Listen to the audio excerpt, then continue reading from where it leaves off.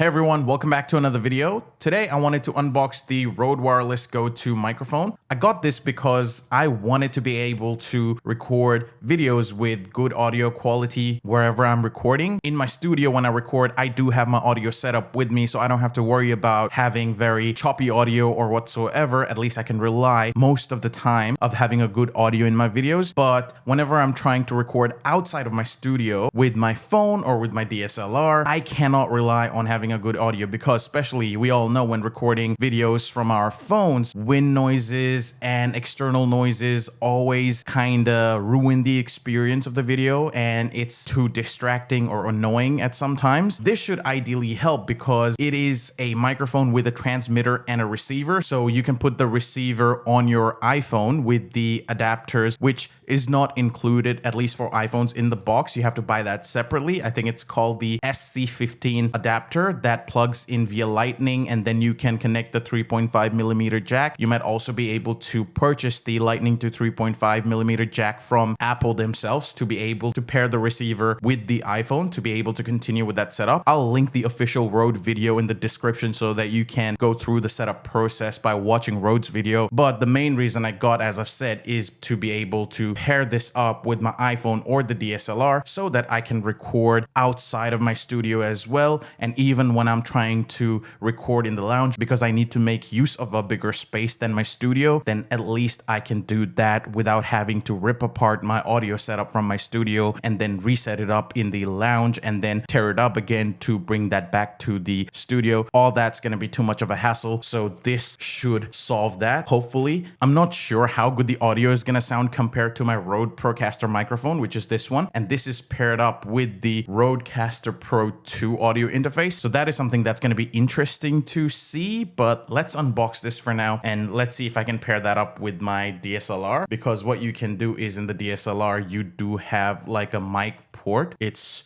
right here, so you can connect it, and the cable, the 3.5 to 3.5 millimeter cable, apparently comes in the box itself. So let's just see and try to set it up and see how that looks. So there's like a seal right here. We just have to tear that up.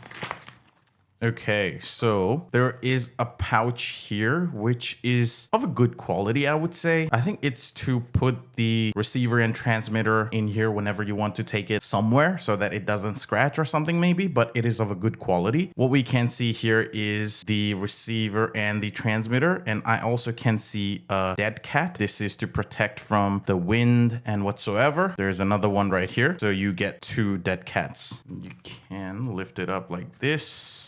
And there you have it. This is how it comes up.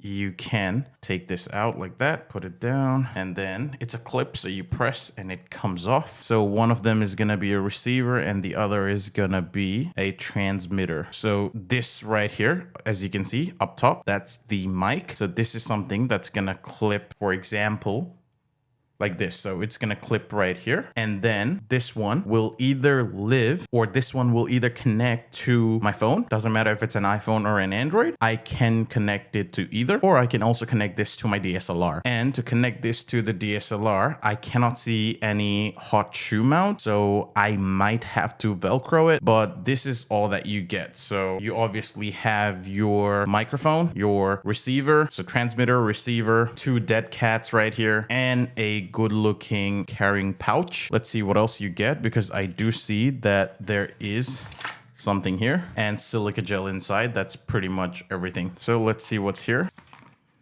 There is a quick start guide. I do recommend looking at this and also checking out Rode's official video on YouTube. So there are cables here. There are multiple cables, so empty. So let's have a look at these cables. This is a USB-A to USB-C. That's one cable. And the other one is also USB-A to USB-C. So two of those. And then the other one is a 3.5 millimeter headphone jack to 3.5 millimeter headphone jack. This can be used to connect your your receiver to your DSLR, and you can also use the USB-A to USB-C to charge the Rode Wireless Go. And maybe you can also use this to connect to your devices which has USB-C, but I think maybe mostly USB-C to USB-C might be used, or USB-C to 3.5 millimeter headphone jack might be needed. So to connect this receiver to your iPhone, if you want to record videos from iPhone and want to rely on a better microphone than the iPhones, then how do you go about connecting this? I'll link up the video, as I've said, from Rode, but what you can do is you can get a Lightning to 3.5 millimeter headphone jack adapter. Then you can connect the receiver to the iPhone using the Lightning to 3.5 millimeter headphone jack. The 3.5 millimeter headphone jack goes here. Obviously, the Lightning connects to the iPhone's port, and then you basically have to